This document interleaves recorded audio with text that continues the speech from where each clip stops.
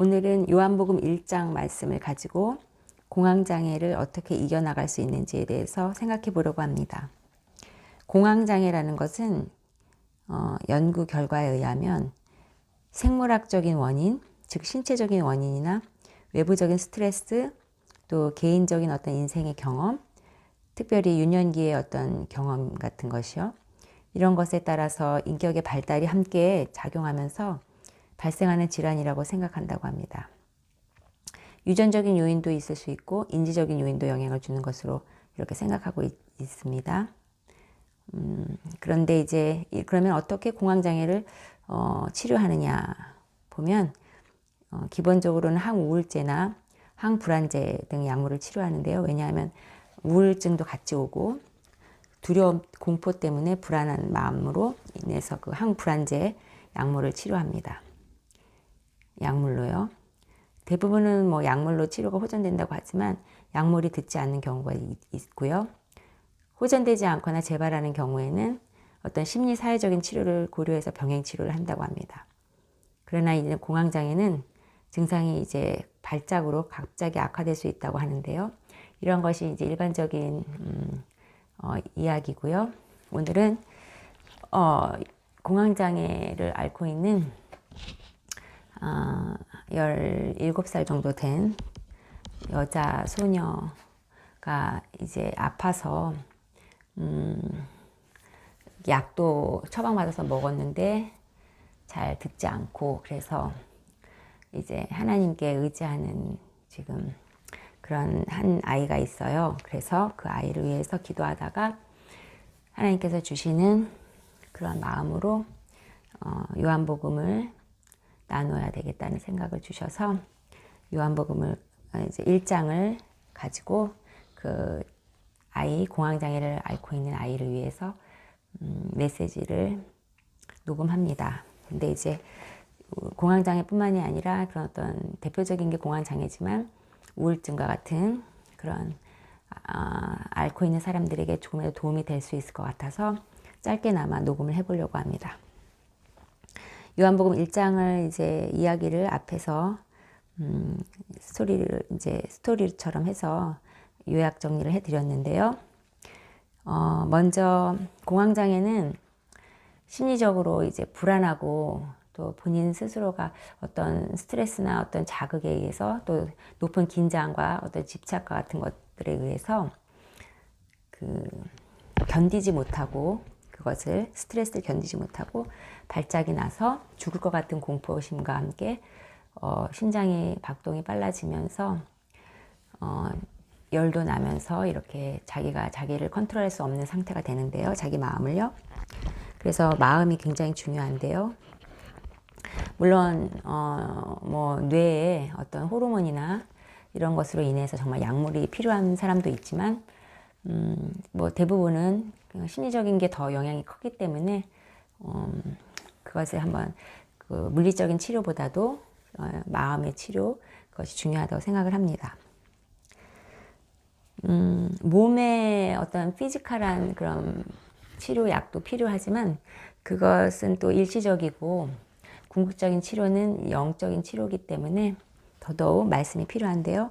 요한복음 1장 1절에 보면 말씀이 곧 하나님이라고 이렇게 이야기하고 계십니다. 그래서 우리 하나님의 말씀, 즉 성경이 하나님이라고 이렇게 생각을 해야 되고요. 왜냐하면 성령의 감동으로 하나님의 영의 감동을 받은 사람들이 썼기 때문에 하나님의 메시지고 그것을 읽을 때 성령님의 그 역사하심으로 말미암아 하나님을 만나게 되기 때문이죠.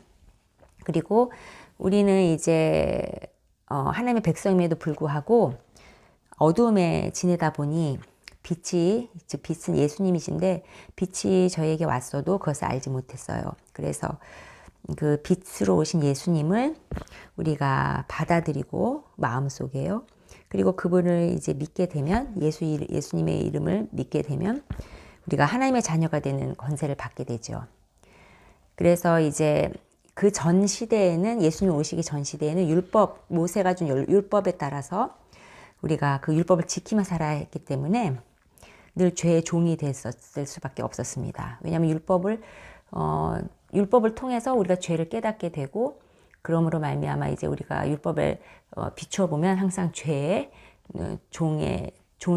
종된 모습으로 비춰줄 수밖에 없었기 때문이죠. 그런데 이제 예수님께서 이 땅에 오신 목적이 우리를 구원하시기 위해서 오셨는데, 요한복음 1장에 보면은 뭐라고 말씀하시냐면, 세상 죄를 지고 가는 29절에 세상 죄를 지고 가는 하나님의 어린 양으로 이렇게 그려지고 있습니다. 즉 하나님께서 하나님의 아들로 이 땅에 보내셨는데, 마치 그 제사를 지낼 때의 그런 제물처럼 어린 양의 모습으로, 정말 깨끗한 어린 양의 모습으로, 죄가 하나도 없는 그러한 깨끗한 양의 모습으로 이 땅에 보내셔서 단번에 제사를 지내심으로 말미암아 하나님과의 저희와의 그 단절됐던 관계를 회복시켜 주시고, 그리고 우리의 죄를 모두 용서해 주시는 그러한 세상 죄를 지고 가는 어린 양으로 오셔서 그렇게 제물이 되셨고, 십자가에서 그렇게 본인의 온 몸을 저희를 위해서 바치시고 돌아가심으로 말미암아 그의 제사가 되어서 하나님께서 저희 죄를 용서하시고 저희가 구원을 받게 되는 것이었는데요. 이렇게 예수님께서 이 땅에 오시면서 정말 이제 율법의 그 모세로 인해서 온 율법이 아닌 은혜와 진리가 이제 충만하게 되었는데요. 바로 이제 더 이상 정죄함이 없고 예수님을 그 이름을 믿는 자에게는 구원을 주시는데, 은혜와 진리가 충만하게 하심으로 말미암아 더 이상 죄의 종이 아닌 의의 종으로 삼아 주셨다는 것입니다.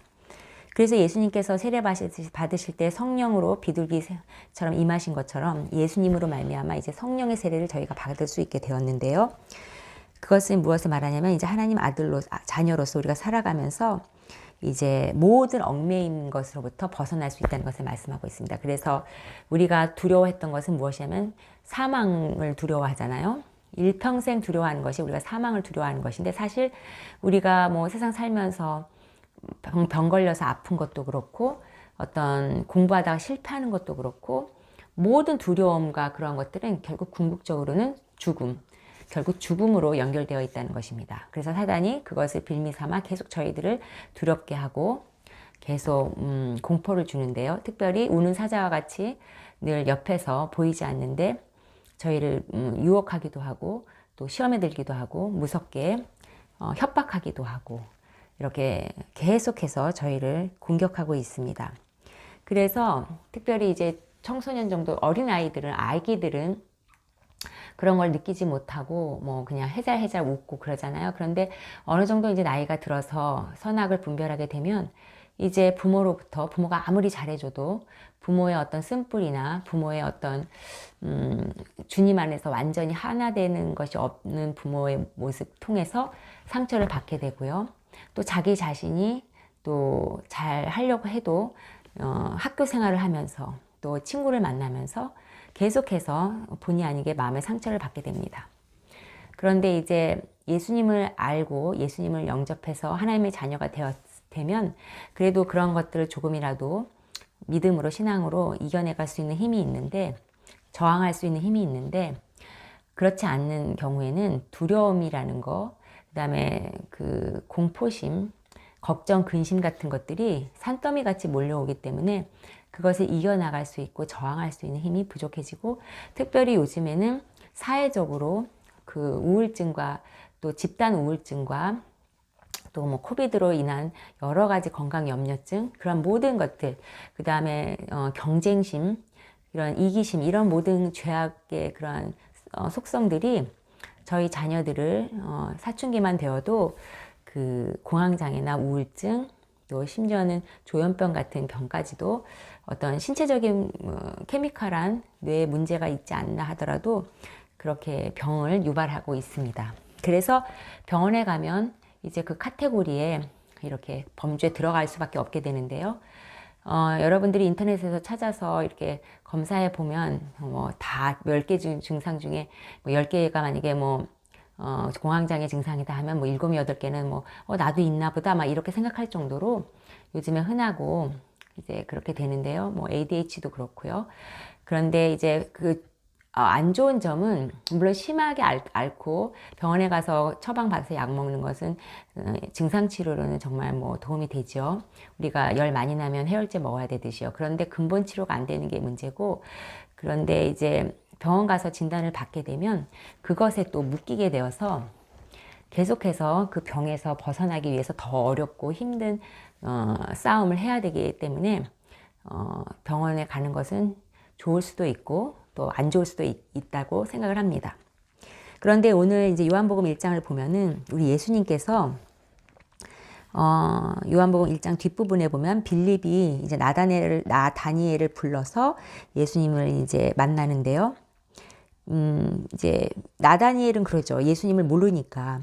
아유, 뭐, 율법에서, 이제 빌립이 먼저 그랬죠. 율법에서 기록했던, 선지자가 기록했던 그 사람, 바로 메시아, 그 사람이 있는 것 같다. 그러니까 만나자 해서 나다니엘을 이제 데리고 온 거예요. 그런데 나다니엘은 뭐 예수님을 잘 모르니까, 아이고, 뭐, 나사렛이라는 그 뭐 동네에서 뭐 선한 게 나을 수 있겠냐, 이렇게 잘 모르니까 이렇게 얘기하니까, 이제, 그래도 가자고 빌립이 그러니까 이제 빌립이랑 같이 예수님을 보게 되는데, 예수님께서 나다니엘을 보자마자 저쪽에서 오는 걸 보면서 보라, 이는 참으로 이스라엘 사람이다. 그 속에 간사한 것이 없다 하면서 나다니엘에 대해서 정확하게 어떤 사람인지를 딱 진단하시는 것을 볼 수 있습니다. 그래서 우리가 의사 앞에 가서도 또 엄마 아빠 앞에서라도 우리를 낳아주신, 육으로 낳아준 엄마 아빠를 할지라도 우리 자신에 대해서 정확하게 알 수 있는 분은 아무도 없는데 오직 예수 그리스도, 그리고 하나님, 우리를 창조하신 하나님, 그리고 하나님의 아들이신 예수 그리스도만이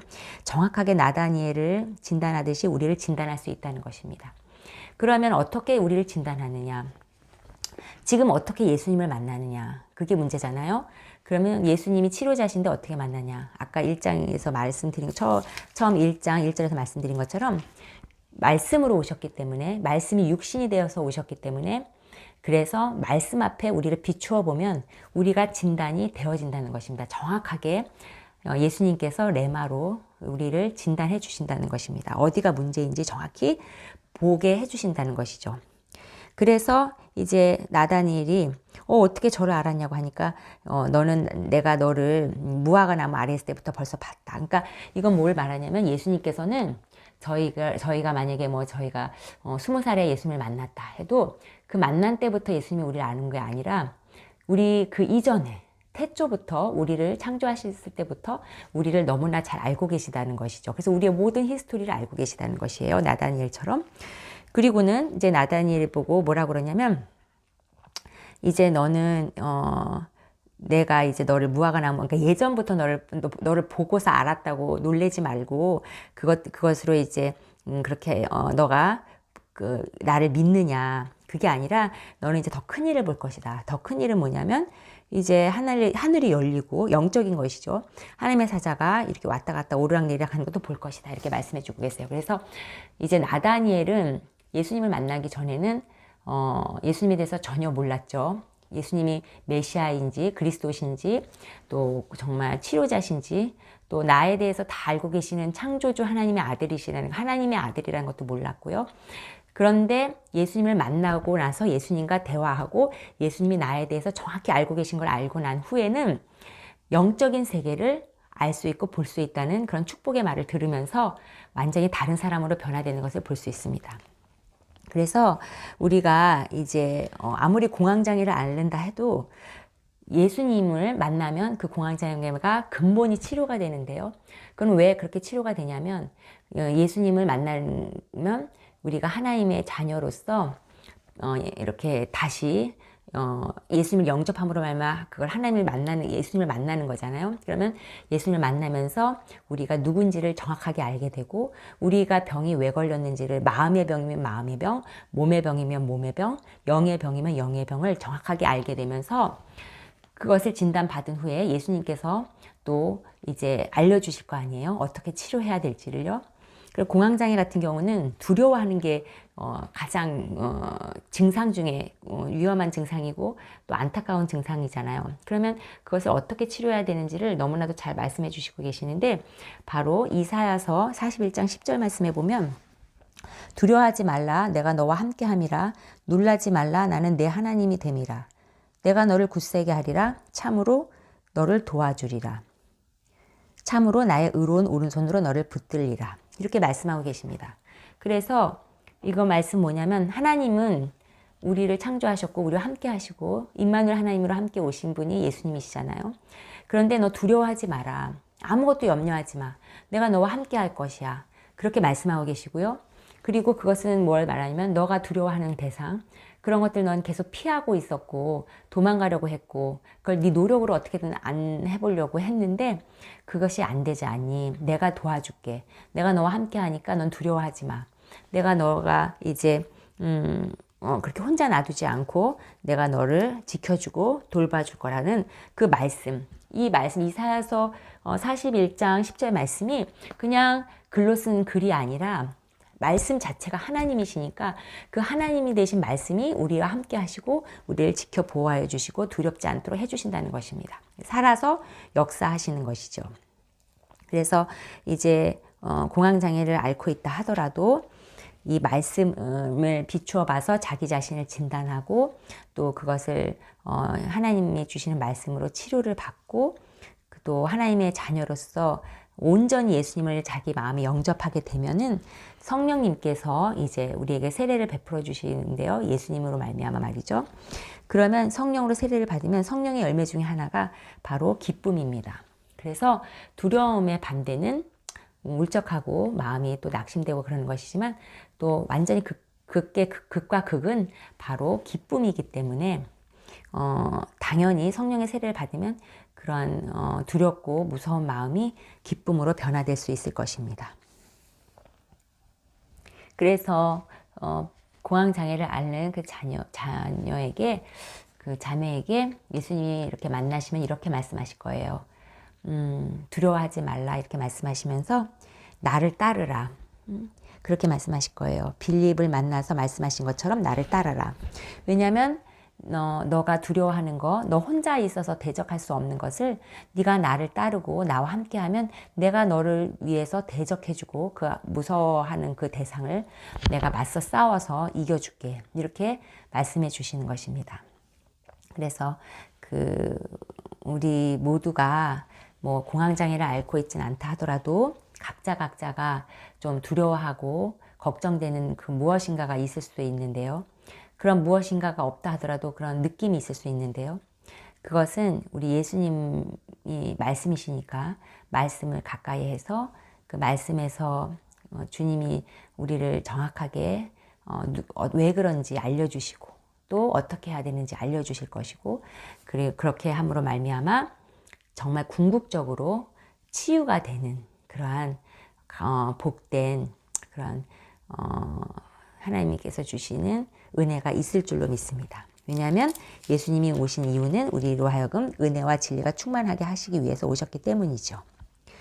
그래서 오늘 요한복음 1장 말씀을 보면서 치유에 관해서 마음의 치유에 관해서 이렇게 생각해 보았습니다. 하나님께 감사를 드리고요. 우리 모두가 영육간에 강건하기를 소원해 봅니다.